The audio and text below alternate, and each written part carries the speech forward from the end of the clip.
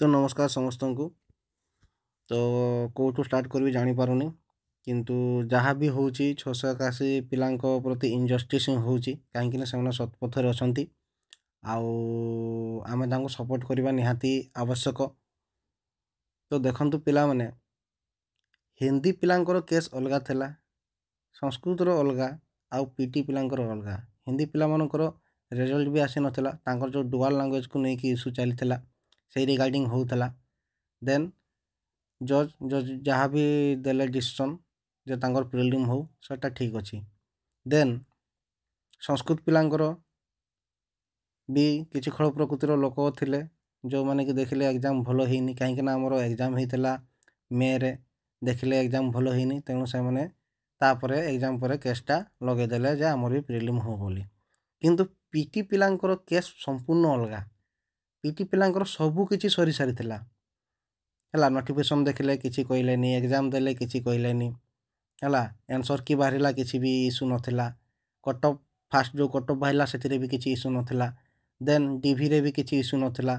DV पर final जो merit list आसूसी जो ना देखुनी से केसटा कर दौरान है। तो संपूर्ण पीटी पिलांकर अलगा कहीं पीटी पिलांकर सबू किछि प्रोसेस सरी जाइए आज्ञा सबू किछि फाइनाल मेरिट लिस्ट आसिकी डिस्ट्रिक्ट एलोकेशन सरीकी स्कूल चॉइस होगी स्कूल किए कौ स्कूल पाइबे से डाटा भी आसी जाइए जेहेतु कोर्टर गोटे स्टे ऑर्डर आसी जाइए रखिदे। आ जो 15 तारीख और आमर जो ओरिएंटेशन प्रोग्राम थिला नवेम्बर 15 रे जदि सेटा होता तो सब किसी भी सरी जाता 20 तारीख भी माने पीटी पिला जाकि आमर डीओ ऑफिस रे वेरिफिकेशन करेंगे कि पूर्व स्टेट लगिगला। तो जो भारे भी केस कर भिडटा टिके मु कौन कहूँ बुझापी टिके चेष्टा कर आ टिके देख जदि तुम सत्पथर अच्छ है आ भगवान को बिलीव करुच है कहारी गोड़ टाणवा को माने इच्छा करो नहीं मेहनत कर। मेन हूँ मेहनत पाठ पढ़ आउ जबटे कर केस करके कहीं केवे जब पाइबे ना आ 681 पिला जो तुम ए हाई लगुच ना सेटा नहीं कि बचापी केवे चेष्टा कर ना। तो देखु है मु जहाँ बुझी जहाँ नोटिफिकेशन आसाला से हिसाब से आपको बुझाई चेष्टा करुँची है आशा करुँची आप ठीक भाव में बुझीपारे।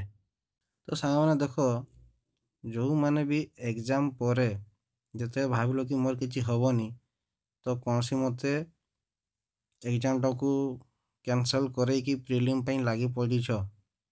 तो देख ये कौन सब लिखाई और टे बुझापी चेष्टा कर।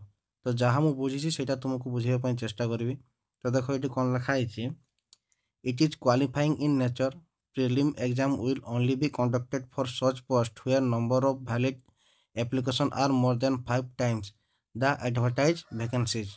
ठीक अच्छे जे ये कौन कहला प्रिलिम एग्जामटा से कंडक्ट हो पार जो 5 टाइम रु मोर देन 5 टाइम होची। देन तापर कौन कहूँ देख based on mark obtain in preliminary examination approximately 5 times the number of candidates will be shortlisted post wise and category wise for appearing in main written exam। तापर कि कहूँ जो तुमर कहूँ पोस्ट वाइज 5 टाइम जदि पारी जाउछंती तो प्रिलिम एग्जाम हम ठीक अच्छे। किंतु तापर पॉइंटा कौन रही ना मेन एग्जाम को जो माने क्वालिफाई करेंगे ठीक से बुझापी चेष्टा करेंगे जो मेन एग्जाम को जो माने क्वालिफाई करेंगे तो सही कौ माने करेंगे ना पोस्ट वाइज भी 5 टाइम होता दरकार एवं कैटेगरी वाइज भी 5 टाइम होता दरकार।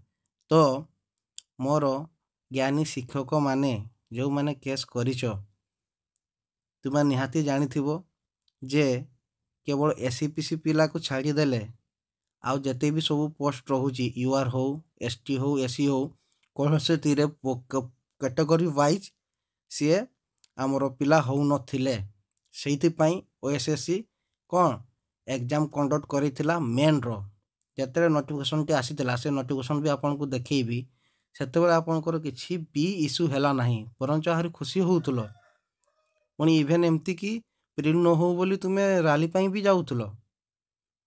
ठीक अच्छे तो यहाँ बुझापी चेष्टा कर मो कहवा कथा जदि आमर सिलेक्शन प्रोसीडियर जो रही पोस्ट वाइज के दौनी कैटेगरी वाइज ही दौर माइंड इट यहाँ मन रख से केबे भी पोस्ट वाइज दौ नाही। जदि पोस्ट वाइज देइथांता ताले पोस्ट वाइज सब किछि करिथांता। से कैटेगरी वाइज दउछि ना, ता अर्थ एसबीसी पिला जो एते रखिचंती से कोन तापरे नेक्स्ट जो मेन एग्जाम होउछि से पोस्ट वाइज से एसबीसी पिला कि दउछि कि नाइ ना, से कैटेगरी वाइज ही दउछि। तो रूल कोन कहूछि जे हमरो जो रहिछि हमरो मेन एग्जाम को जो कम केते जन जिवे ना, पोस्ट वाइज भी 5 टाइम होतुवा दरकार एवं कैटेगरीज वाइज भी 5 टाइम होतुवा दरकार। अच्छा जदि पिला ही 5 टाइम हो नहांती तो से माने केमिति प्रिलिम एग्जाम करेबे, एटा गुटे कथा। ठीक अछि, जदि बिलीफ होनी देखो केते कोन को पोस्ट रे केते थिले। ठीक अछि, देन मु से नोटिफिकेशन भी देखेबी जो हमर फेब्रुआरी रे इशू हेइतला। ठीक अछि, तो एबे देखो मो पाखरे एटा ही थिला, तार पीडीएफ टा नाही, तो स्क्रीनशॉट टा ही अछि। तो क्लियर देखा जाउछि कि नाही मु जानि नै।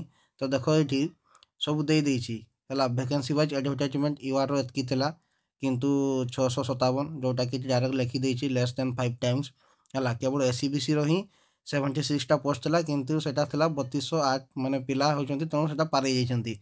सेमती एसी रो भी पारे जाइछंती। जदि पारे जाइछंती तुम टिके चिंता करो, माने जो माने केस करिछ टिके चिंता करो। अच्छा से जो हमर जो मेन एग्जाम को नबो को मान को 5 टाइम्स होथुवा दरकार, पोस्ट वाइज भी कैटेगरी जाइबी।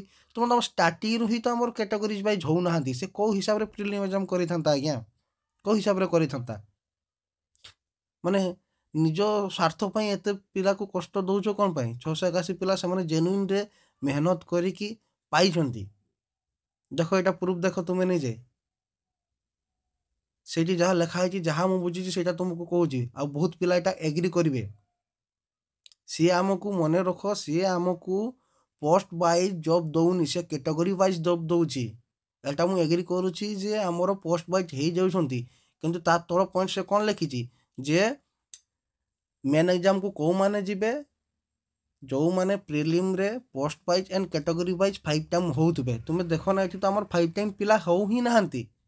से एसटी कथा, से हमर जो एसटी कथा हो, एससी कथा हो कि यूआर कथा हो, कैटेगरी वाइज तुम तो फिलअप ही होना 5 टाइम्स। तो से को हिसाब रे तुमको प्रिलिम एग्जाम करि थांता। देन तापर तळे कोन लिखि देखंतु, हमर जो एसएससी क्लियरली मेंशन कर देछि जेहेतु हमर 5 टाइम हो ना, तेणु एठी कोन लिखा है टिके पढो आ बुझिबा पई चेष्टा करो। There is no value to conduct the preliminary examination for SC and ST categories candidates, as they are automatically shortlisted for main written examination for the above 3 posts. It is not possible to conduct preliminary examination for UR and SCBC candidates only. Considering the above points, the Commission took a decision to omit preliminary examination for Sanskrit teacher, Hindi teacher, Urdu teacher and Telugu teacher. बुझी पारे ना English बुझी पार ना, जेहेतु से 5 time होनी clearly से लिखी देछि जे एसटी आउ एससी पिला पई आमे से सीधा सर्टलिस्टेड हो जाउछंती ऑटोमेटिकली मेन रिटन एग्जाम पई। तांकर कोनोसी वैलिड जिंस नाही जे से माने प्रीलिम एग्जाम देबे, जेहेतु तांकर पिला हो नाहांती। आउ एटा भी वैलिड नुहे जे केवल एसटी एससी पिला मेन एग्जाम को पढ़ेबे आउ यूआर आउ जो कि एससीबीसी पिला माने केवल ये एग्जाम देबे, प्रीलिम दे कि मेन एग्जाम देबे तो समस्त का पई सेम रहिबो ना। एटी कोन क्लियरली तो सही जिंस मेंशन हे जे भाई टिके बुझिबा पई चेष्टा करो। एटा होची कथा। तापरे तुमे की करलो ना, हमर एग्जाम देलो, नोटिफिकेशन आसला। No doubt each and every person जे पीटी रु बिलोंग करूची, फिजिकल एजुकेशन टीचर रु बिलोंग करूची, समस्त खुशी ही जाइतबे जाहु आमे केवल गुटी एग्जाम देई कि जॉब तो करबा। सेतर खुशी माने निद हो नथुबो। ठीक अछि, किंतु जते देखलो मोर एग्जाम खराब होउची हला, सेते प्लान करूचो, सेते भी होल्ड रे रहि जाउचो, सेते भी केस किछि करूनो, किछि इशू उठौनो हला। हमर जो तापरे आसिला टेंटेटिव आंसर की आसिला, देन प्रोविजनल आसिकी पुणी रिवाइज हेकी पूरा फाइनल जो आंसर की आसिला, सेते बेले भी चुप थुलो।